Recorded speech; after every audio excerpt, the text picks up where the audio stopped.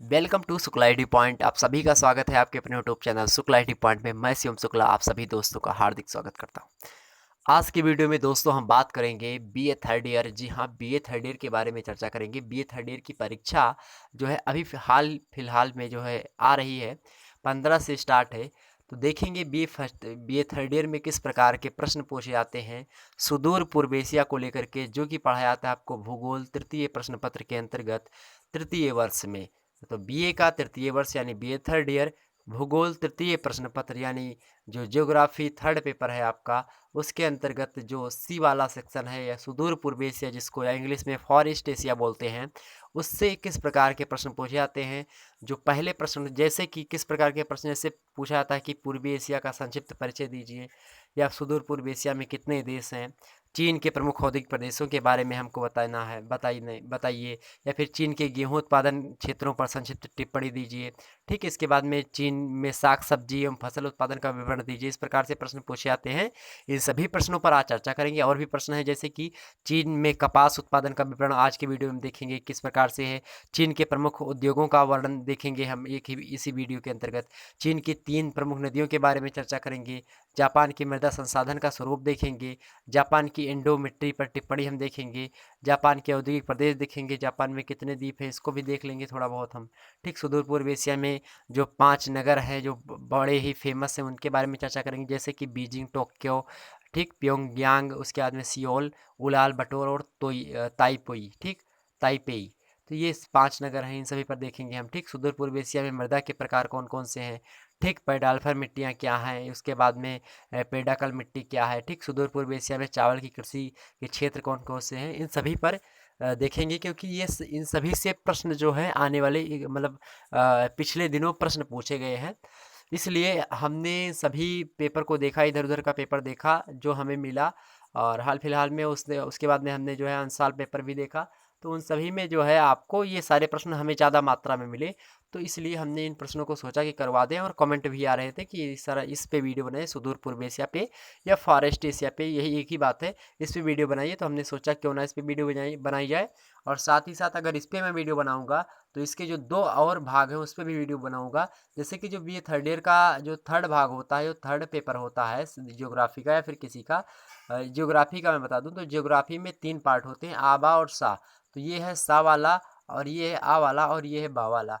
ठीक, तो आ में देखते हैं हम दक्षिण पश्चिम एशिया, और बा में देखते हैं दक्षिण पूर्व एशिया, और सा में देखते हैं आप सुदूर पूर्व एशिया। ठीक, इन तीनों पे मैं वीडियो लाऊंगा। सभी के सभी जितने भी जो पहले वाले प्रश्न, जब आप मॉडल पेपर देखे होंगे हमने अपलोड किया अपने चैनल पे, तो उस मॉडल पेपर में आपने देखा होगा शुरुआत के 10 प्रश्न ऐसे होते हैं जो कि 50-50 शब्दों में आपको लिखने होते हैं। तो वो 50-50 शब्दों वाले प्रश्न जो होंगे, उन सभी प्रश्नों को, मतलब इससे क्या होगा, उन सभी प्रश्नों पर चर्चा करेंगे। क्योंकि मतलब इससे ये होगा आपको फ़ायदा कि आपको सुदूर पूर्व एशिया के बारे में थोड़ी बहुत जानकारी मिल जाएगी। या फिर आप कह सकते हैं कि आपका रिवीजन भी हो जाएगा। आप इन्हीं प्रश्नों को अगर अच्छे से पढ़ लेते हैं तो आप इन्हीं इतने इतने फैक्ट्स के माध्यम से, जितना मैं एक वीडियो में अति लघुत्तरीय प्रश्न के उत्तर के रूप में बताऊं, यही प्रश्न आप जो है अगर आप जाएंगे इसी प्रश्न का उत्तर अब विस्तृत उत्तरीय में लिखना चाहें तो भी आप लिख सकते हैं बड़े आराम से। क्योंकि बीए में ज़्यादा फैक्ट नहीं, बीए में, क्योंकि बीए में कॉपी आपकी अच्छे तरीके से भरनी चाहिए, ना कि आप कितने फैक्ट्स लिखते हो। क्योंकि हमने जब बीए किया था तो हमने सोचा कि जो है बीए में क्यों ना बहुत अच्छे तरीके से लिखा जाए। तो हमने खूब जो है उसमें अच्छे तरीके से लिखा, मतलब कि क्या बोलते हैं, डायग्राम वगैरह खूब बनाया। हम ज्योग्राफी में मतलब हर एक में नक्शा बनाते हैं, मतलब इंडिया का मैप, या फिर सेकेंड ईयर में इंडिया का मैप। फर्स्ट ईयर में आप देखेंगे तो पर्वत निर्माण में पूरा का पूरा हमने पर्वत निर्माण की प्रक्रिया, कोबर का भूसन्नति सिद्धांत, इन सभी को खूब बताया था। सब पूछा भी गया था, हमने खूब बताया। लेकिन उससे क्या हुआ, नंबर नहीं मिले सही से। नंबर नहीं मिले, क्यों नहीं मिले, क्योंकि हमने जितना भी, जैसे 50 प्रश्न पूछा गया कि 50 शब्दों में इसके उत्तर दीजिए, तो 50 से 55-60 शब्दों में हमने उत्तर दे दिया। इससे ज़्यादा नहीं गए हम। लेकिन क्या होता है इसमें, कॉपी मतलब देखते हैं कि कॉपी भरी हुई है तो नंबर दे देते हैं, एकदम एवरेज नंबर होता है, वो खटाखट कॉपी चेक करते हैं, नंबर देते चले जाते हैं। इस तरीके से चेक होती है कुछ कॉपी बीए की। अब हो सकता है कुछ नियम बदले, नई शिक्षा नीति लागू हुई है। ठीक, लेकिन अभी तक तो फिलहाल ऐसे ही चलता रहा था यूनिवर्सिटी के, या फिर अपनी यूनिवर्सिटी की मैं बात करूँ या फिर किसी भी यूनिवर्सिटी की, तो अधिकतर यूनिवर्सिटियों का यही हाल है। ठीक, आइए हम जो है बिना समय गंवाए बात कर लेते हैं कुछ प्रश्नों पर जो कि बड़े ही महत्वपूर्ण हैं। ठीक। और समस्त महत्वपूर्ण प्रश्नोत्तर एक ही वीडियो में है। इसके बाद में दूसरा वीडियो, फिर तीसरा वीडियो, इसी क्रम में लाएंगे। और ये आपके ऊपर डिपेंड करता है कि आप सुदूर पूर्व एशिया लिए हो, या फिर आप दक्षिण पश्चिम एशिया लिए हो, या फिर आप दक्षिण पूर्व एशिया लिए हो। ये आप पे डिपेंड करता है। केवल एक ही पेपर देना होता है, मतलब थर्ड ईयर में 3 पेपर होते हैं ज्योग्राफी के। और आप दो तो कंपलसरी होते हैं, जैसे कि भौगोलिक विचारधारा और आपका इन्वायरमेंटल स्टडीज, मतलब कि पर्यावरणीय अध्ययन। ये 2 तो कंपलसरी हैं। अब इन तीनों में से, मतलब जो थर्ड पेपर होता है उसमें 3 भाग होते हैं, आ, बा और सा। अब इनमें से आ आपको चूज करना है, बा चूज करना है, सा चूज करना है। ये आप पे डिपेंड करता है, आपके कॉलेज पे डिपेंड करता है कि आपके कॉलेज में कौन सा चल रहा है, दक्षिण पश्चिम में से चल रहा है, या फिर दक्षिण पूर्व चल रहा है, फिर सुदूर पूर्व एशिया चल रहा है। ये आप पे डिपेंड करता है। तो आप प्लीज़ उसको देख लीजिएगा, उसके अकॉर्डिंग आप वीडियो देखिएगा। ठीक, आइए बात करते हैं इंपॉर्टेंट प्रश्न और उत्तर। देखिए दोस्तों, आपके सामने प्रश्न हाजिर है। प्रश्न आपके सामने प्रस्तुत होगा। देख सकते हो कि पूर्वी एशिया का संक्षिप्त परिचय दीजिए। या फिर आप सुदूर पूर्व एशिया पूछा जाए, एक ही बात है, पूर्वी एशिया या फिर सुदूर पूर्व एशिया पूछा जाए, सुदूर पूर्व एशिया, सुदूर पूर्वी एशिया, सुदूर पूर्व एशिया या पूर्वी एशिया, बात एक ही है, तो ध्यान रखेंगे। या फिर फॉर ईस्ट एशिया। तो सुदूर पूर्व एशिया के बारे में आपको संक्षिप्त परिचय देना है, मतलब छोटा सा, क्योंकि ये 50 शब्दों में इस प्रश्न को लिखना होता है। तो उस प्रश्न के अकॉर्डिंग देखा जाए उत्तर, तो उत्तर देखेंगे हम। तो जो पूर्वी एशिया का जो है संक्षिप्त परिचय के रूप में, तो पूर्वी एशिया में जो है चीन आपका शामिल होता है। सबसे महत्वपूर्ण चीज़ें ये बात जानिए। और जापान, ये 2 देश जो हैं ऐसे उद्योगों में सबसे आगे है। जैसे जल विद्युत के उत्पादन में देखा जाए तो जापान अग्रणी है, जापान नंबर 1 पे है।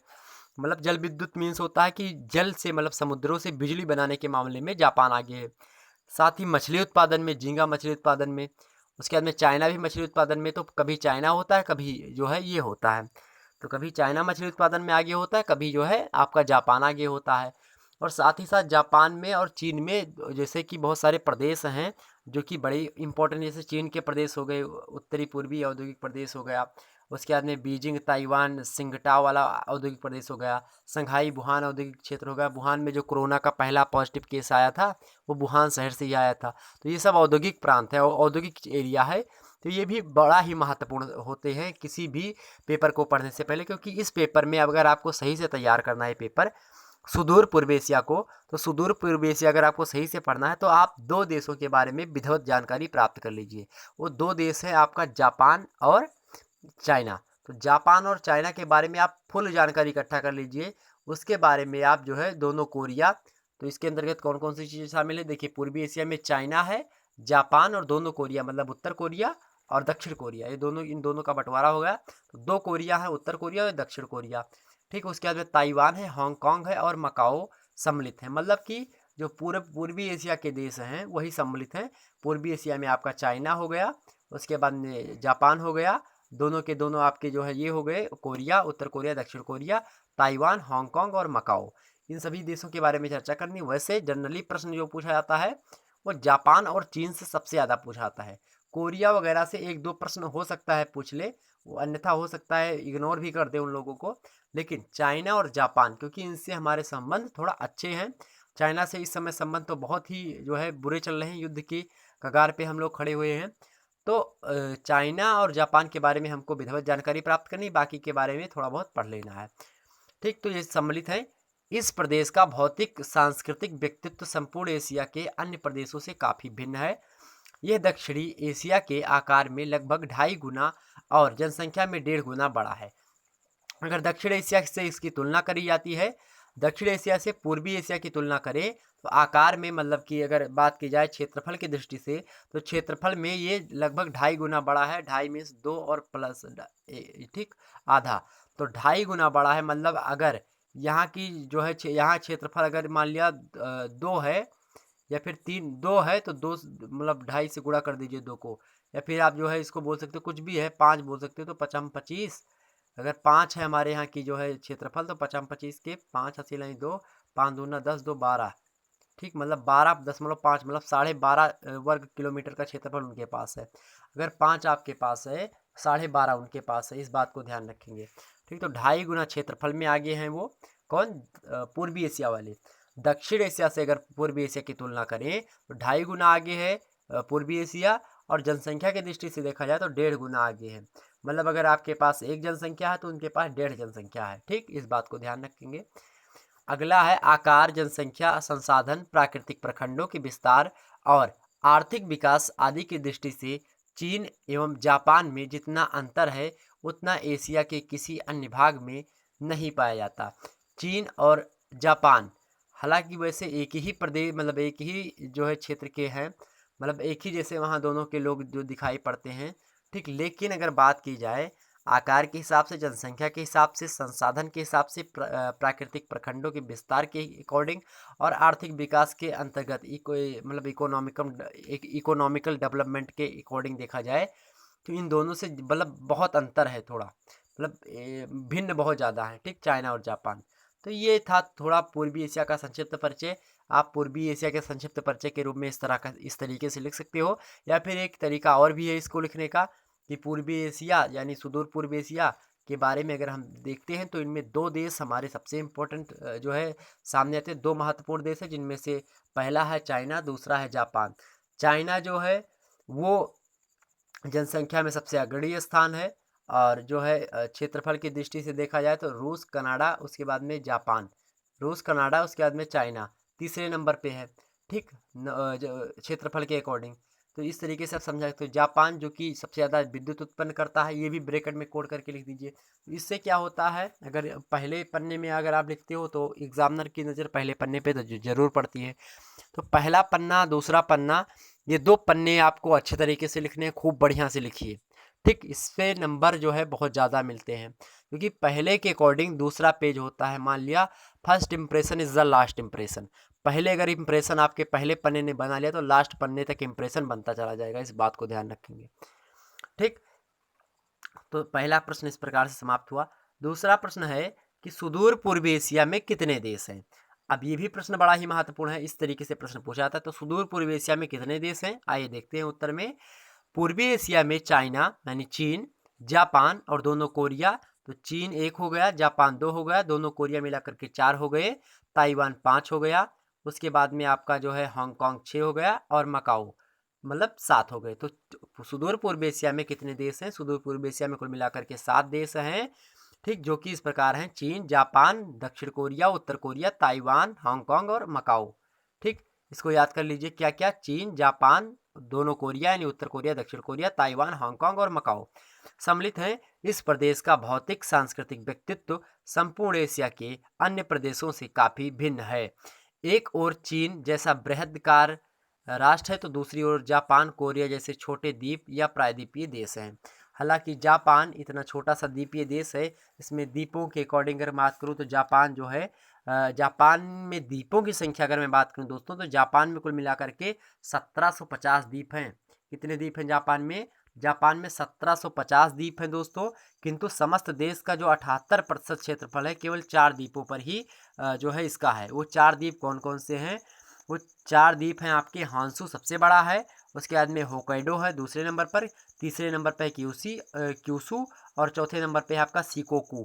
तो ये 4 द्वीप है जिसपे 98% जनसंख्या जो है जापान की निवास करती है। 98% जनसंख्या जापान की निवास करती है। किस किन देशों पे? तो 4 द्वीपों पे निवास करती है। ध्यान रखेंगे इस बात को। 4 द्वीप कौन से हैं?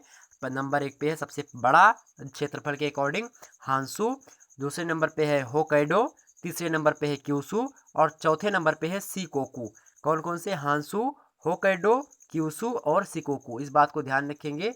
जो हांसू है, अन्य द्वीपों में और भी है, जैसे हांसू के उत्तर पश्चिम दिशा में देखेंगे तो सादो नामक द्वीप सबसे बड़ा द्वीप है जो कि स्थित है इन चारों के बाद में, ठीक। तो ये भी इंपॉर्टेंट है। तो 98% जनसंख्या 4 द्वीपों पर जापान की ही निवास करती है। तो एक और अगर देखा जाए तो चीन जैसे बृहदाकार देश है जो कि मतलब द्वीपीय देश नहीं है चाइना। लेकिन अगर द्वीपीय देश की बात करूं तो जिसमें जापान और कोरिया जैसे द्वीपीय देश भी है, जिसमें कुल मिलाकर जापान में 1750 द्वीप हैं, जिनमें से जो है 4 द्वीप पर केवल 98% जनसंख्या है। बाकी के जो 1748 द्वीप हैं वो वैसे के वैसे, उनमें 2% जनसंख्या निवास करती है। तो इस बात को ध्यान रखेंगे कि तो चाइना और जापान में काफ़ी भिन्नता भी पाई जाती है। आगे हम बात करते हैं अगले प्रश्न। चीन के प्रमुख औद्योगिक प्रदेशों का उल्लेख कीजिए। तो चीन के प्रमुख औद्योगिक प्रदेश का उल्लेख कीजिए। तो देखिए उत्तर में है आपका, चीन में 3 प्रमुख औद्योगिक प्रदेश हैं। एवं दर्जन से अधिक मतलब 12 से अधिक लघु औद्योगिक प्रदेश हैं। प्रमुख औद्योगिक प्रदेश निम्नलिखित हैं। अब पूछा गया है प्रमुख औद्योगिक प्रदेश, क्योंकि 50 ही शब्दों में लिखना होता है, तो आपको 3 प्रमुख शहरों के बारे में आपको बता देना है। जबकि जो लघु औद्योगिक प्रदेश हैं वो 12 से भी अधिक प्रदेश हैं, जो कि लघु औद्योगिक प्रदेश हैं, मतलब छोटे औद्योगिक प्रदेश हैं। उद्योगों के मामले में छोटे औद्योगिक प्रदेश हैं, जबकि 3 सबसे महत्वपूर्ण यानी बड़े औद्योगिक प्रदेश वाले क्षेत्र हैं। जैसे कि पहले मैं बात करूँ तो उत्तरी पूर्वी औद्योगिक प्रदेश। उत्तरी पूर्वी मतलब जो पूर्व दिशा की ओर, उनके सबसे पूर्वी दिशा की ओर चले जाएंगे, और उत्तरी दिशा में, तो उत्तरी और पूर्वी दिशा में मतलब आप देखेंगे, अगर नक्शा देखें इस प्रकार से, तो चाइना, ये इसे यहाँ पे चाइना है, इसके यहाँ पे जो है ये भारत हो गया। तो ये जो इधर वाला पार्ट है ये है उत्तरी पूर्वी, ठीक, तो ये है उत्तरी पूर्वी, ये वाला पार्ट हो गया। उसके बाद में देखा जाए तो उत्तरी पूर्वी औद्योगिक प्रदेश है। उसके बाद में बीजिंग, ताइवान, सिंगटाओ औद्योगिक प्रदेश है, मतलब मध्य वाला। और तीसरा है आपका संघाई वुहान औद्योगिक प्रदेश। पहला क्या है? उत्तरी पूर्वी औद्योगिक प्रदेश। दूसरा क्या है? बीजिंग, ताइवान, सिंगटाओ औद्योगिक प्रदेश। तीसरा क्या है? संघाई वुहान औद्योगिक प्रदेश। बस इतना आपको लिख देना है, ठीक। बड़े ही महत्वपूर्ण से आपको जितने नंबर का प्रश्न होगा, 1 नंबर या 1.5 नंबर का, वो बड़े आराम से मिल जाएगा, ठीक। तो इस बात को ध्यान रखेंगे, प्रश्न बड़ा ही महत्वपूर्ण है, इस बात को ध्यान रखेंगे। क्योंकि चीन और जापान से कोई भी प्रश्न बनता हो, चाहे मिट्टी को लेकर के, चाहे उसके क्षेत्रफल को लेकर के, चाहे जनसंख्या को लेकर के, चाहे उसके जो है औद्योगिक प्रदेशों को लेकर के, इन सभी से प्रश्न हर हाल में पूछ ही ले जाते हैं। क्योंकि जब 7 ही देशों के बारे में हमको सुदूर पूर्व एशिया के बारे में पढ़ना है, तो 7 देश के बारे में, जबकि 2 मैं बता रहा हूँ कि सबसे महत्वपूर्ण है। लगभग इन्हीं से 60 से 70% प्रश्न जो है, 70% इन्हीं दोनों जो है देशों से पूछे जाते हैं। तो क्यों ना इन दोनों देशों के बारे में अच्छी जानकारी हमें होनी चाहिए। गूगल पे सर्च करके इनके बारे में और भी अध्ययन कर लेंगे आप। नेक्स्ट है आपका जापान के औद्योगिक प्रदेशों के नाम लिखिए। अब जापान के औद्योगिक प्रदेश के बारे में मैं बताऊं तो जापान के औद्योगिक प्रदेशों के नाम, जैसे कि 4 औद्योगिक प्रदेश जापान के महत्वपूर्ण है। और अगर आप औद्योगिक भूगोल मतलब जो है आर्थिक भूगोल पढ़े होंगे बीएस सेकंड ईयर में, तो बीएस सेकंड ईयर में 2019 का पेपर आपने 2020 का पेपर दिया होगा, तो ये प्रश्न पूछा गया था कि जापान की औद्योगिक प्रदेशों के नाम लिखिए। तो सेकेंड ईयर के लिए भी इम्पोर्टेंट ये प्रश्न, और थर्ड ईयर के लिए तो मोस्ट इम्पोर्टेंट है। तो आप देखेंगे जापान में 4 प्रथम यानी प्रधान औद्योगिक प्रदेश है, मतलब बड़े बड़े। उनमें से पहला है किहिन, या फिर किहिन कोई बोला जाता है क्वांतो औद्योगिक प्रदेश। तो किहिन या क्वांतो औद्योगिक प्रदेश पहला है। दूसरा है हानसिन या किंकी औद्योगिक प्रदेश। तो क्वांतो, किंकी, नगोया, कीता, क्यूसू, ये 4 इस तरीके से ये है। या फिर आप जो है इसको अगर 2-2 नामों से अगर आप अच्छे तरीके से याद करना चाहते हो, तो किहिन या क्वांतो औद्योगिक प्रदेश, दूसरा है हानसिन या किंकी औद्योगिक प्रदेश, तीसरा है चुक्यो या फिर नगोया औद्योगिक प्रदेश, चौथा है कानमान या फिर किता क्यूसू औद्योगिक प्रदेश। तो इस प्रकार से 4 प्रधान औद्योगिक प्रदेश हैं कि यहाँ के जापान के। इन चारों को ध्यान रखेंगे, आप स्क्रीनशॉट ले सकते हैं इसका। आगे हम बढ़ते हैं नेक्स्ट प्रश्न की, मतलब चीन के उत्पादन में चीन में गेहूं उत्पादन पर संक्षिप्त टिप्पणी कीजिए। मतलब चीन में गेहूं का उत्पादन किस प्रकार से होता है, इस पर टिप्पणी करनी है आपको। तो उत्तर में देखिए आप, चाइना जो है विश्व का बृहत्तम गेहूं उत्पादक देश बन गया है। मतलब बृहत्तम मतलब बड़ा। तो चीन जो है विश्व का बृहत्तम गेहूं उत्पादक देश बन गया है। यहाँ 4 करोड़ हेक्टेयर में, 4 करोड़ हेक्टेयर भूमि में लगभग जो है 9.6 करोड़ टन से अधिक गेहूं होता है। तो 4 करोड़ हेक्टेयर जो भूमि है उसमें 9.6 करोड़ टन से अधिक भी गेहूं यहाँ पे उत्पादन होता है, जो विश्व का 16.1% है। तो विश्व के मतलब गेहूं अगर पूरे संसार में मतलब 100 किलो हो रहे हैं, अगर पूरे संसार में 100 किलो गेहूं उपज हो रही है, तो उनमें से 16 किलो गेहूं चाइना का होगा। कितने किलो? 16 किलो गेहूं उनमें से चाइना का होगा, यानी चाइना गेहूं उत्पादन में अग्रणी स्थान रखता है। ठीक, यहाँ के प्रमुख उत्पादक क्षेत्रों में, जैसे कि यहाँ पे गेहूं कहाँ पे उत्पादन होता है उनका, तो टिप्पणी में यही करनी होती कि वहाँ उसका विवरण थोड़ा बहुत दे दें। उसके बाद में जो है उनके प्रदेश कहाँ पे उत्पादन होता है, और वहाँ पे कौन सी अच्छी भौगोलिक सुविधाएं प्राप्त हैं। अगर आपको बड़ा लिखना हो उत्तर विस्तृत उत्तरीय में, तो इस तरीके से आप विस्तृत उत्तरीय बना सकते हो। तो पहला है ह्वांगो तथा अन्य सहायक नदियों की विस्तृत मैदानी भूमि। और ध्यान रखेंगे, अगर आपको नहीं पता है तो जितनी भी नदियां मैं बताऊंगा, नदी जो है आपकी चीन की प्रमुख नदियों में, जैसे कि ह्वांगहो हो गया, यांगटीसी नदी है, सिक्यांग नदी है। तो नदियों के किनारे जो जलोढ़ मृदा होती है, नदियों के किनारे क्या होता है, उनके अवक्षेपों से, उनके मलबों से नदियों के अच्छी खासी मिट्टी बन जाती है, जिससे गेहूँ और चावल, गेहूँ और धान के उत्पादन में क्या होती है, वृद्धि होती है। गन्ना वगैरह इन सभी के उत्पादन में क्या होती है, वृद्धि होती है। तो इसलिए जब कभी भी गेहूँ वगैरह के बारे में पूछा जाए, गन्ना वगैरह के बारे में, धान वगैरह के बारे में, धान के बारे में तो हालांकि कोई बात नहीं, कहीं पे भी उग सकता है, लेकिन गेहूँ के बारे में खासकर बोला जाए तो गेहूँ अधिकतर जलोढ़ मृदा में अधिकतर होता है। जैसे आप देखेंगे पंजाब में प्रति हेक्टेयर के उत्पादन में गेहूँ ज़्यादा होता है अपने इंडिया में, ठीक। जबकि सबसे ज़्यादा उत्पादन उत्तर प्रदेश में होता है। क्यों होता है? क्योंकि यहाँ पे नदियाँ बही हैं, बहुत सारी नदियाँ हैं, गंगा यमुना के जो है दुआब क्षेत्र में हम लोग रहते हैं। तो इसलिए जो होता है यहाँ पे की जो मृदा है वो अवक्षेपों के द्वारा बनी है, जो नदियों के द्वारा बहाए गए अवक्षेपों के द्वारा मिट्टियाँ बनी हैं। तो इससे क्या उत्पादन में वृद्धि होती है। तो अगर कहीं पे गेहूं उत्पादन से संबंधित बात की जाए तो आप नदियों के किनारे वाले क्षेत्रों को डिनोट करवाइएगा कि हांगो नदी, हांगो तथा अन्य सहायक नदियों की विस्तृत मैदानी भूमि, ठीक। इस तरीके से इसे यहाँ पे पहला दिया गया है। दूसरा आप कह सकते हो पश्चिम में विस्तृत बायूड़ मिट्टी से ढकी पठारी भूमि में। और तीसरा है लोयस मिट्टी प्रदेश के उत्तर पश्चिम में अपेक्षाकृत छोटा वसंतकालीन गेहूं प्रदेश। चौथा है मंचूरिया का मध्य जो मैदान है उसमें। और पांचवा है मध्य चीन की यांगसिटी मतलब यांगटसी घाटी प्रमुख क्षेत्र है। यांगसिटी नदी है तो यांगसिटी, ठीक, यांगटसी। इसको पढ़ने में दिक्कत होता है, हम इसको यांग सिटी पढ़ते थे पहले, ठीक। अभी भी सही से नहीं निकलता, वही यांग सिटी बोल रहे थे, यांगटसी है, ठीक ठीक। तो प्रमुख घाटी क्षेत्र है, उसमें गेहूं का उत्पादन अच्छे तरीके से होता है। और प्रांतों में अगर देखा जाए तो क्रमशः होना, सांतुंग, क्यांसू, होपे, जेचवान और अनहवे है, ठीक। ये प्रमुख प्रमुख क्षेत्र हैं, ठीक, ध्यान रखेंगे। तो गेहूं उत्पादन में हो गया। आगे बढ़ते हैं नेक्स्ट प्रश्न की ओर। अगला प्रश्न है आपका कि चीन में फल उत्पादन का विवरण दीजिए। ये भी बड़ा महत्वपूर्ण प्रश्न है। तो चीन में साग सब्जी उत्पादन एवं फल उत्पादन का विवरण देना है। उत्तर में आप दे सकते हैं कि कृषि उत्पादों के अतिरिक्त चीन में विभिन्न प्रकार की साग सब्जियों और फलों का भी उत्पादन किया जाता है या फिर होता है। चीन का फल व सब्जी के उत्पादन में विश्व में प्रथम स्थान है। तो चीन जो है फल और सब्जियों के उत्पादन में विश्व में प्रथम स्थान रखता है। आलू उत्पादन प्रायः सभी प्रांतों में होता है।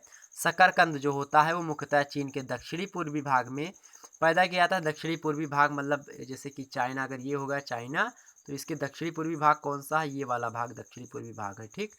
ये वाला भाग दक्षिणी पूर्वी भाग है। यहाँ पे क्या पैदा किया जाता है, तो शकरकंद की खेती यहाँ पे की जाती है, शकरकंद मुख्य रूप से।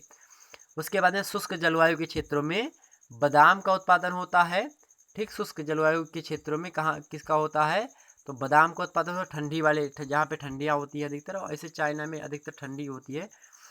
तो चीन में अंगूर, सेब, नारंगी, नाशपाती, पाइन एप्पल हो गया, लीची है और केला, इन सभी का उत्पादन जो है उचित मात्रा में होता है।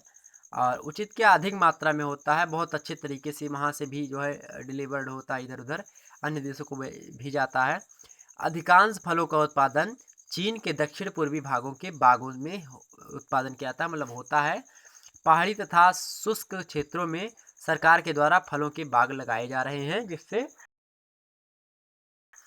ठीक। तो ये आप इसको इस प्रकार से उत्तर लिख सकते हैं। अगला उत्तर आपका मोस्ट इंपॉर्टेंट है प्रश्न, चीन में कपास उत्पादन का विवरण दीजिए। कपास देख लीजिए। तो चीन में कपास उत्पादन पर देखिए, चीन विश्व का बृहत्तम यानी 28.6% कपास उत्पादक देश है।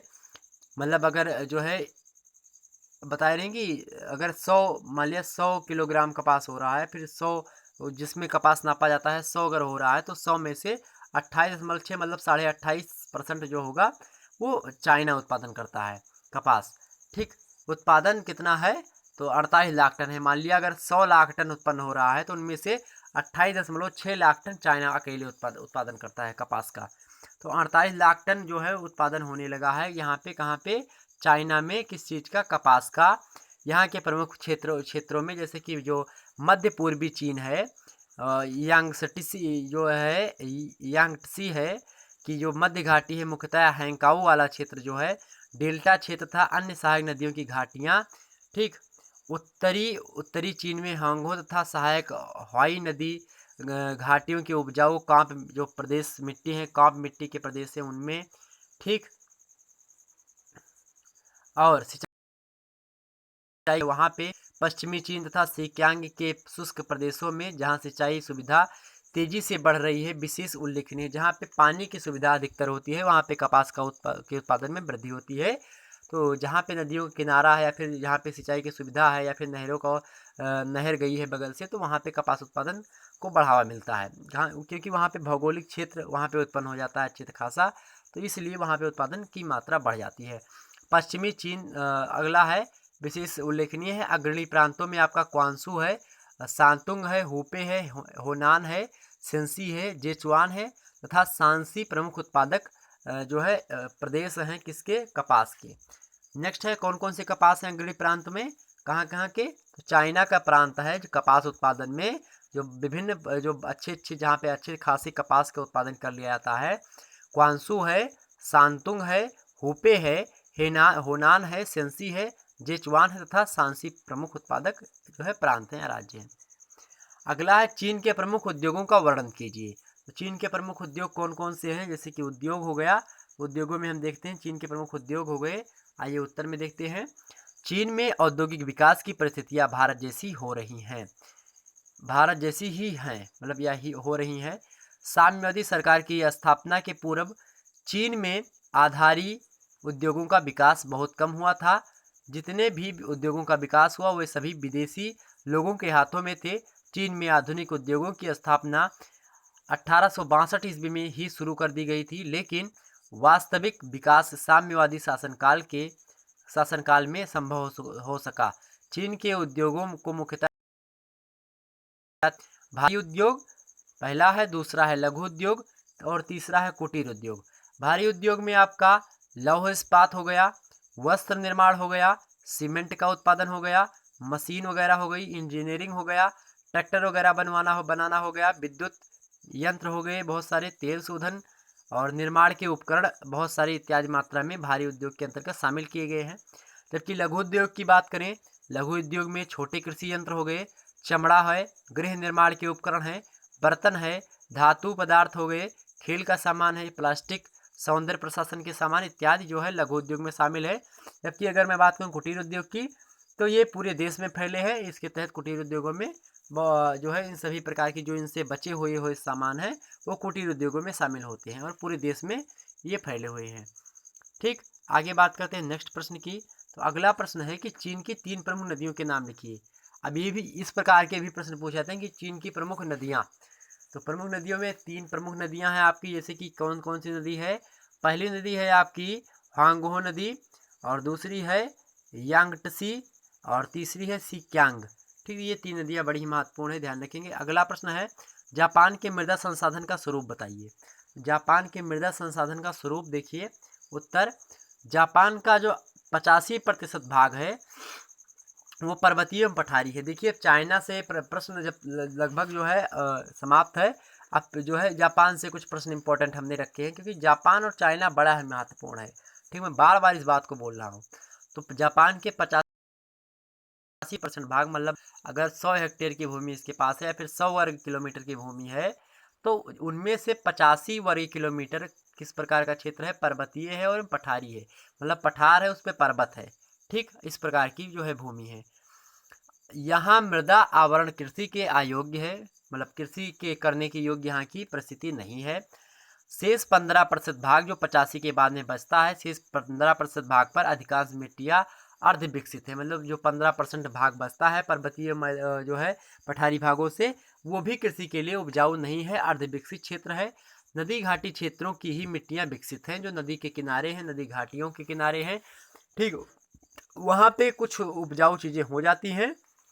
जापान की मैं बात कर रहा हूँ, वरना जापान की जो कृषि है वो कृषि के अयोग्य है, कृषि करने के अनुकूल नहीं है, प्रतिकूल हो सकती है, जो अपेक्षाकृत कम उपजाऊ हैं। तो जो भी मिट्टी नदियों के किनारे भी हैं, नदी घाटियों में भी हैं, वो भी कम उपजाऊ हैं। जापान की मिट्टियों को निम्नतः 5 भागों में विभाजित किया जाता है मित्रों। वो 5 भाग कौन कौन से हैं? पहला है लिथोसोल मिट्टी, दूसरा है पाटजोल मिट्टी, तीसरा है प्लेनोसिलिक मिट्टी, चौथा है एंडो मिट्टी और पांचवा है जलोढ़ मिट्टी। क्या क्या, फिर से देखेंगे।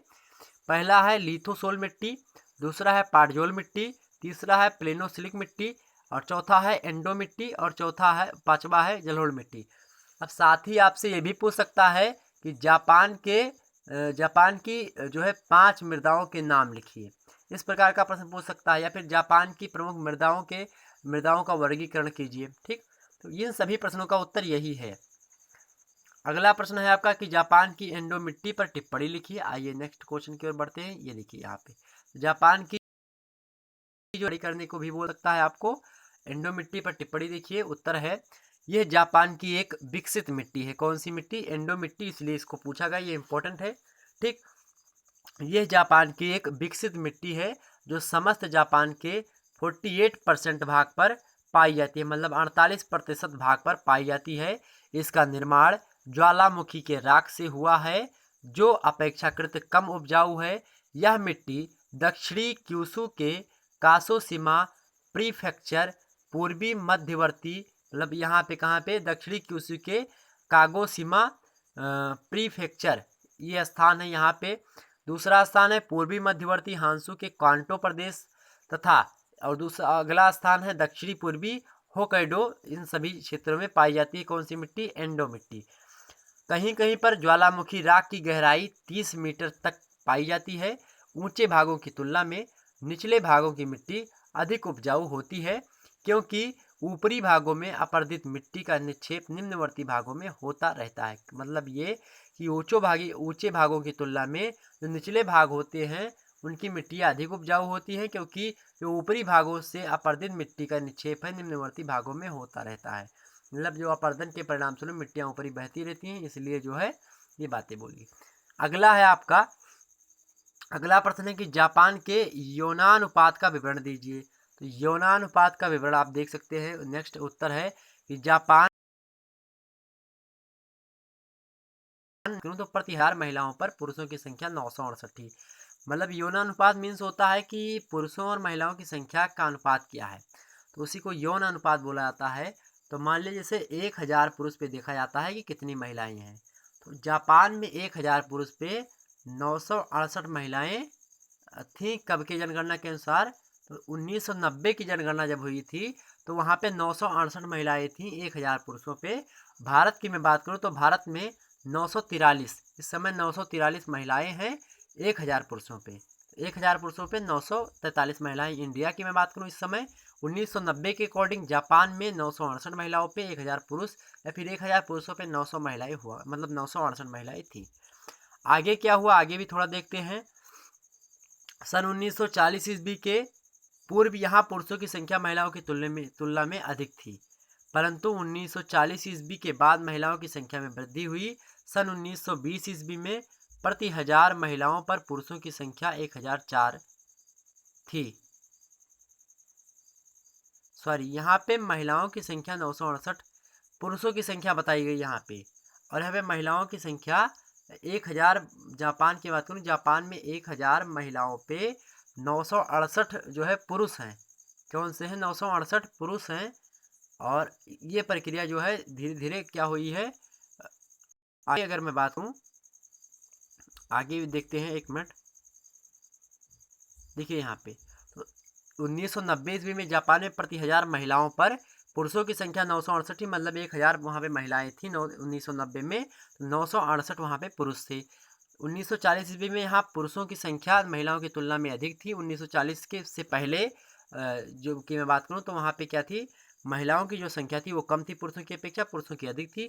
लेकिन धीरे धीरे महिलाओं की संख्या में वृद्धि हुई और 1940 ईस्वी के बाद महिलाओं की संख्या में वृद्धि होती चली गई।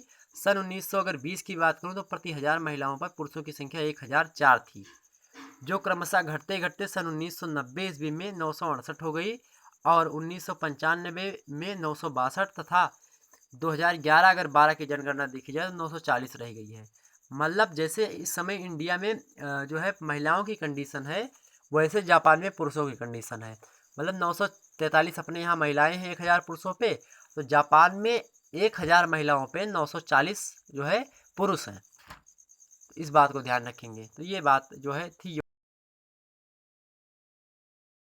प्रश्न की ओर। तो अगला प्रश्न है आपका दोस्तों, सुदूर पूर्व एशिया के किन्हीं 5 प्रमुख नगरीय केंद्रों का नाम लिखिए। उत्तर में आप लिख सकते हैं प्रमुख नगरीय केंद्र हैं। पहला है बीजिंग, दूसरा है टोक्यो, तीसरा है प्योंगयांग, चौथा है सियोल, पांचवा है उलान बटोर और छठवा है ताइपेई। इस बात को ध्यान रखें। पहला कौन सा है? बीजिंग, दूसरा है टोक्यो, तीसरा है प्योंगयांग, चौथा है सियोल, पांचवा है उलान बटोर, छठवा है ताइपेई। ठीक, इस बात को ध्यान रखेंगे, इन पांचों को याद कर लीजिएगा। मोस्ट इंपॉर्टेंट है ये प्रश्न, मोस्ट ऑफ इम्पोर्टेंट है, बहुत बहुत महत्वपूर्ण है, इस बात को ध्यान रखेंगे। ठीक, तो इस प्रश्न को एकदम से रट लीजिए। Beijing, Tokyo, Pyongyang, Seoul, Ulan बटोर, ताइपेई। ठीक, ये बहुत महत्वपूर्ण है, सुदूर पूर्व एशिया के किन्हीं 5 प्रमुख नगरीय प्रदेश। ठीक, अगला प्रश्न है कि सुदूर पूर्व एशिया में मृदा के प्रकार बताइए। अब वहाँ पे पूछा गया था कि जो है जापान की मृदा, ठीक है, फिर चाइना की मृदा, लेकिन अब यहाँ पूछ रहा सुदूर पूर्व एशिया में मृदा के प्रकार, तो आपको जापान चाइना की मृदा बता देनी है। उत्तर में आप बता सकते हो वैसे जापान चाइना एक जो है बोल सकते, क्योंकि इन दोनों देशों से ही प्रश्न पूछे जाते हैं, ये दोनों देश ही इम्पोर्टेंट है। ठीक, देखिए, तो पहले उत्तर के दृष्टि देखिए, चीन में पाई जाने वाली मिट्टी के प्रकार। आ है पेडाकल मिट्टी, तो पेडाकल मिट्टी चाइना में बहुत ज़्यादा पाई जाती है। चरनोजम मिट्टी इसके अंतर्गत है। चेस्टनट मिट्टी, लोयस मिट्टी, सियाची मरुस्थलीय मिट्टी, चूनायुक्त कांप मिट्टी, लवण युक्त मिट्टी, क्षारीय मिट्टी, पेडाकल मिट्टी की श्रेणियां ही है। मतलब पेडाकल मिट्टी के अंतर्गत कौन कौन सी मिट्टी आती हैं? चारनोजम मिट्टी, चेस्टनट मिट्टी, लोयस मिट्टी, सियाचियांग मिट्टी, मरुस्थलीय मिट्टी, चूनायुक्त मिट्टी मतलब चूनायुक्त कांप मिट्टी, लवणयुक्त मिट्टी यानी क्षारीय मतलब अम्लीय मिट्टी, और क्षारीय मिट्टी। ठीक, ये पेडाकल मिट्टी के अंतर्गत आती है, जो कि चाइना में पाई जाती हैं। अगला है चाइना की जो मिट्टी पाई जाती है, पैडाल्फर मिट्टी। पहला है पेडाकल मिट्टी, दूसरा है पैडाल्फर मिट्टियाँ, उनमें भूरी मिट्टी यानी ग्रे मिट्टी एवं बादामी मिट्टी यानी ब्राउन मिट्टी, फिर बैगनी मिट्टी यानी पर्पल मिट्टी एवं बादामी मिट्टी, लाल मिट्टी, पीली मिट्टी, चूना रहित जलोढ़ मिट्टी। ठीक है, इस प्रकार की मिट्टियाँ जो है पाई जाती हैं। और अगर मैं बात करूँ और भी मिट्टी, तो पैडाल्फर मिट्टी के बाद में अन्य मिट्टी के बारे में आप देख सकते हो, यहाँ पे लिखा नहीं है लेकिन मैं बता रहा हूँ। अन्य मिट्टियों में आपकी रेंडी जिनास मिट्टी है। और जापान की मिट्टियों के बारे में हमने बताया आपको, जापान की मिट्टी में जैसे कि हमने बताया था, जापान की मिट्टियों के बारे में ध्यान देने की योग्य ये बात है। लिथोसोल मिट्टी हमने बताया था, पाटजोल मिट्टी हमने बताया था, प्रेनोसे। तो हमने कौन कौन सी मिट्टियाँ बताई थी आपको जापान के बारे में? हमने बताया था लिथोसोल मिट्टी, पाटजोल मिट्टी, और हमने बताया था प्लेनोसिलिक मिट्टी, और चौथा बताया था हमने एंडो मिट्टी, और पांचवा बताई थी जलोढ़ मिट्टी। ठीक, तो इन पांचों मिट्टी की जापान को भी याद रखिएगा। और उसमें जो है चाइना की मिट्टी में पैडाल्फर मिट्टी और पेडाकल मिट्टी। ठीक, तो इन तीनों को ध्यान रखेंगे, इन मिट्टियों को। ठीक, आगे हम बढ़ते हैं क्षेत्रों के नाम की। तो सुदूर पूर्व एशिया में चावल की कृषि के क्षेत्रों के नाम लिखना है। उत्तर में आप बता सकते हो जापान के संदर्भ में अगर देखा जाए तो जापान। ठीक, क्योंकि चाइना और जापान इंपॉर्टेंट है, इसलिए यहाँ पे जापान और चाइना, क्योंकि यही आपको अगर लिख देंगे तो एग्जामिनर समझ जाएगा, क्योंकि यही दो बड़े देश हैं, इन्हीं दोनों के पास जो है ज़्यादा अधिक मात्रा में उद्योग है, ज़्यादा अधिक मात्रा में कृषि वगैरह भी अधिक मात्रा में वैसे ज़्यादा नहीं होती है, लेकिन जापान में मछली उत्पादन ज़्यादा होता है, जापान जल विद्युत उत्पादन ज़्यादा करता है, इसलिए ज़्यादा इंपॉर्टेंट है। ठीक, जापान की दृष्टि से देखा जाए ये चावल की कृषि, तो यहाँ चावल की लगभग 4000 किस्में बोई जाती हैं, मतलब 4000 प्रकार के चावल के बीज यहाँ पे बोए जाते हैं। जापान की मैं बात करूँ तो जापान के उत्पादन का 1/5 भाग अकेले क्वांटो के मैदान से प्राप्त होता है। क्वांटो का जो मैदान है जो है चावल की कृषि के लिए बड़ा ही महत्वपूर्ण है, जो कि जापान का एक प्रदेश है, औद्योगिक प्रदेश भी माना जाता है। ठीक, क्वांटो प्रदेश जो कि 1/5 भाग अकेले प्राप्त करता है। 1/5 भाग मीन्स अगर 100 जो है चीज़ें, मतलब 100 किलो अगर चावल उत्पन्न हो रहा है, तो उसका 1/5 भाग मीन्स 5 एकम 5, 5 दूना 10, मतलब 20%। अगर 100 किलो चावल हो रहे हैं जापान में, तो 20 किलो चावल आपका 20 किलो चावल कहाँ से प्राप्त हो रहा है? 20 किलो चावल आपका अकेले क्वांटो प्रदेश से प्राप्त हो रहा है। क्यूशू और सुकोकू द्वीपों में चावल की है। चावल का उत्पादन मैदानी डेल्टाई क्षेत्रों तथा पहाड़ी ढालों पर सीढ़ीनुमा खेतों द्वारा बना करके किया जाता है। अब सीढ़ीनुमा खेत क्यों बनाया जाता है पहाड़ों पे? मान लिया ये पहाड़ की चोटी है और यहाँ पे आपको या फिर ऐसे पहाड़ की चोटियाँ हैं और कृषि करनी है, कि यहीं पे जो है ये प्रदेश है। अब कृषि करनी है तो यहाँ पे अगर मान लिया जल चलाएंगे, पानी से सींचेंगे, तो पानी से क्या होगा, यहाँ पे पानी रुकेगा नहीं, मिट्टी का अपरदन होगा, मिट्टी कटती चली जाएंगी, आपकी फसल भी उखड़ के चली जाएगी। तो इसलिए क्या करते हैं, पहाड़ों के ढालों पर जो होता है मेड़बंदी कर देते हैं, मेड़ बांध देते हैं। ठीक, तो सीढ़ी नुमा खेत बनाते हैं, एकदम सीढ़ी मतलब एक सीढ़ी यहाँ पे एक सीढ़ी, मतलब पानी थोड़ा थोड़ा रुकता चला जाए, इस प्रकार से मिट्टी अपरदन ना हो, सोल इरोजन जिसको बोला था इंग्लिश में, तो सोल इरोजन की समस्या ना हो। ठीक, तो इस प्रकार से सीढ़ी नुमा खेत बना करके कृषि की जाती है पर्वतीय क्षेत्रों में। डेल्टाई क्षेत्रों में, डेल्टाई क्षेत्र जो नदी जहाँ पे वृद्धावस्था होती है, उस वो वाला क्षेत्र, जैसे गंगा यमुना का जो जो डेल्टा वाला क्षेत्र है, वो पश्चिम बंगाल में जाकर के डेल्टा बनाती है।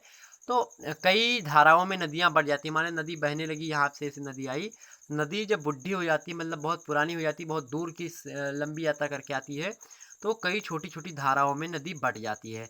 और जब नदियाँ कई छोटी छोटी धाराओं में बढ़ जाती है मेरे प्यारे दोस्तों, तो ये क्षेत्र जो होता है, अब यहाँ पे दूर दूर तक जल भर जाता है और नदियाँ पतली पतली धाराओं में बटी होती हैं, जिससे जो बीच वाले क्षेत्र होते हैं इनको लाभ होता है और यहाँ पे अच्छी खासी फसल उत्पन्न होती है। तो इसलिए ये प्रदेश भी, ठीक, तो ढालों पर सीढ़ी नुमा खेती बना करके खेती की जाती है, सीढ़ी नुमा। यहाँ पहाड़ी चावलों को कोटा और मैदानी चावलों को हाटा कहते हैं। तो जो पहाड़ पे चावल होता है उसको कोटा बोला जाता है, और जो मैदान में चावल होता है उसको हाटा बोला जाता है। तो हाटा और कोटा ये चावल की दो किस्में, मतलब चावल को कहने की दो किस्में हैं जो कि जापान में कही जाती हैं। तो कोटा जो पहाड़ पे चावल उत्पादन होता है उसको कोटा, और जो जो मैदानी भागों में होता है उसको हाटा बोला जाता है। 1994 ईस्वी में यहाँ 119 लाख टन चावल पैदा किया गया था। तो जापान में जो है 119 लाख टन चावल पैदा किया गया था 1994 में, 1994 ईस्वी के अनुसार। ठीक, हालांकि ये विवरण आपको पता है तो दीजिए, वरना कोई दिक्कत नहीं, विवरण पूछा नहीं गया ज़्यादा। ठीक, और चीन की मैं बात करूँ तो चीन, विश्व में चीन सबसे बड़ा चावल उत्पादक देश है। यहाँ इसकी खेती 20 डिग्री अंश उत्तरी अक्षांश से 33 डिग्री उत्तरी अक्षांश के बीच की जाती है। अब ये मान लिया पृथ्वी है, ग्लोब या पृथ्वी, और पृथ्वी पे जो है चाइना यहाँ पे स्थित है। अब यहीं से जो है उत्तरी से जो है 3.5 डिग्री मकर रेखा गई, मकर रेखा के ऊपर जो है 30 डिग्री पर ये उत्तरी अक्षांश हो गया। यहाँ से चाइना के जो है लगभग मध्य से, या फिर आप बोल सकते हो नीचे से, या फिर कुछ इस तरीके से मध्य से अधिकतर जाती है। तो वहाँ पे 20 डिग्री से 33 डिग्री अक्षांश के मध्य क्या होता है, उसके बीच में चावल की खेती की जाती है। चावल उत्पन्न करने वाले मुख्य क्षेत्र हैं सिक्यांग नदी की जो घाटी है उसमें उत्पन्न होता है, और उसका जो डेल्टा है उसमें चावल की कृषि जो है बढ़िया मात्रा में होती है। यांग यांगटी सी क्यांग, देखिए यहाँ पे यांगटी सी क्यांग लिखा है, तो इस हमने बताया था कि इसको पढ़ने में तो कहीं कहीं पे जो है यांगटी सी क्यांग लिखा रहता है, कहीं पे यांगटी सी। ठीक, यांगटी सी क्यांग की घाटी का निचला भाग जो है और डेल्टाई भाग है जैचुआन बेसिन जो है, उसके बाद में दक्षिणी पूर्वी तटीय प्रदेश एवं यांगटीसी जो नदी है उससे दक्षिणी की जो पहाड़ी ढाल है वहाँ पे चावल की कृषि की जाती है। यहाँ चावल सिंचाई के सहारे पैदा किया जाता है, मतलब सिंचाई के सहारे पैदा किया जाता है, बारिश का सहारा नहीं लिया जाता। 1994 ईस्वी में यहाँ चावल यानी धान का रिकॉर्ड उत्पादन जो था वो 1782 लाख टन हुआ था, जबकि यहाँ पे देखिए यहाँ पे 119 लाख टन है। ये 119 लाख टन अगर यहाँ पे जो है 1000 आगे काट दिया जाए तो 782 लाख टन से भी बहुत कम है। ठीक, तो जापान में बहुत कम, वहीं पे देखिए 119 लाख टन चावल पैदा किया था। वहीं चाइना में जो कि सुदूर पूर्वी एशिया का एक देश है, वहीं पे 1782 लाख टन हुआ है। अब कभी कभी चाइना और जापान में तुलना भी कर सकते हो कि चाइना, जबकि चाइना में 1994 के अकॉर्डिंग देखा जाए तो 1782 लाख टन चावल उत्पादन किया, जो कि सर अग्रणी स्थान है चाइना का। जबकि अगर मैं जापान की बात करूँ सुदूर पूर्व एशिया में है तो 119 लाख टन चावल 1994 के अनुसार ही पैदा किया, 119 लाख टन। ठीक, इस प्रकार से बहुत सारे आप फैक्टर्स बता सकते हैं। ठीक, तो दोस्तों ये थे कुछ इंपॉर्टेंट प्रश्न जो कि आपके परीक्षा के लिए बहुत ही महत्वपूर्ण थे, ऐसा नहीं बहुत ही महत्वपूर्ण थे, और हमने आपको बताया दोस्तों। फिर हम लाएंगे दूसरी वीडियो दक्षिण पश्चिम एशिया की हो या फिर दूसरी वीडियो शायद दक्षिण पूर्व एशिया की, इन दोनों में से एक वीडियो आएगी। उसकी मतलब इन तीनों की इस तरीके से जैसे ये वीडियो हमने बनाई वैसे बनाएंगे। वैसे वीडियो पे मैं लाइक चाहता हूँ, अच्छी खासी लाइक दीजिए आप लोग, ठीक। क्योंकि मैं प्रेरित हूँ कि हाँ ये और वीडियो बनाई, मैं मेहनत करने के लिए प्रेरित हूँ कि मज़ा नहीं आता जब तक आपकी लाइक नहीं आती है। दोस्तों वीडियो को ज़्यादा से ज़्यादा शेयर कर दीजिए, लाइक करिए, चैनल को सब्सक्राइब कर दीजिए। और दोस्तों दूसरा अपना चैनल है बीए करेकर यूट्यूब चैनल, उसको भी सब्सक्राइब करें क्योंकि उस पर भी वीडियो मैं अच्छी खासी डालता रहता हूँ। इस समय वहाँ पे भौगोलिक विचारधारा की वीडियो अपलोड हो रही हैं, उस वीडियो को आप देखेंगे तो आपको वहाँ पे लघु उत्तरीय प्रश्न इस समय चल रहे हैं, वो इम्पोर्टेंट है प्रश्न परीक्षा की दृष्टि से। तो दोस्तों उस वीडियो को भी देखिएगा, उस पर अपना प्यार दुलार दीजिएगा। फिर मिलेंगे एक नई वीडियो में, तब तक के लिए जय हिंद जय भारत।